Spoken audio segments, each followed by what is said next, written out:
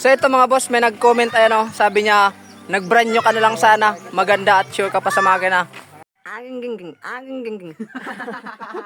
So ayan mga boss, so ang tinuto kaya yung binili nating Rusi na ngayon ay binili nating front extend and ito na ngayon mga boss yon.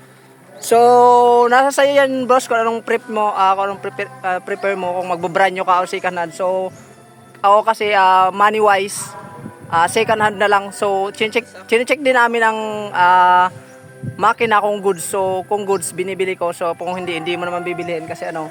So ito boss, may advice lang ako sa iyo boss. So wala kang mabibiling brand new na naka GRP sing arm na plus 3 mga boss, and wala kang mabibiling brand new na naka flat seat with GRP seat cover boss. Hindi ka rin makakabili ng brand new na naka super open pipe mga boss. Ayan 63 open yan mga boss. And hindi ka rin makakabili boss ng brand new na naka low rise na handlebar na stainless, and hindi ka rin makakabili boss ng brand new ng naka Nissin brake master and clutch lever mga boss, and mas lalong hindi ka makakabili ng brand new na naka 8.0 caliper mga boss, and mas lalong hindi ka pa din makakabili ng brand new boss na naka bota disc and naka rim set na mga boss.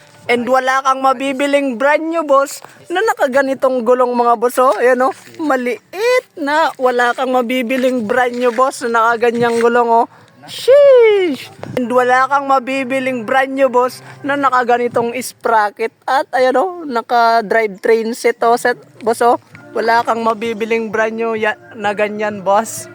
And mas lalong hindi ka makakabili ng brand new na nakatindig na ng ganyan mga boss. Ayan.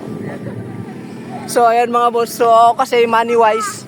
So ayun, bali ang bili ko nga pala nito boss, 15k yung bili ko nito. So kung mag-brand new ako is, so ang brand new ng Rusi is 45k ang brand new ng Rusi. Tapos bali ang nagasto ko dito mga boss, more or less 15k. So magpapatak lang siya, sabihin natin na 35k. So sa halagang 35k mga boss, may ganyang motor na ako mga boss. Ayan tingnan nyo naman, ayan O ikaw boss, pakita mo nga sa akin yung brand yung motor mo boss. Tingnan natin yung tindig sa halagang kung magkano man yan. Ito boss, 30k lang, nagkakahalagang 30k lang ito or 35k mga boss. Tingnan nyo naman yung tinitindig Sheesh. So, pero muli boss, nasa iyo pa rin yan kung mag-brand new ka or magsisikanan ka.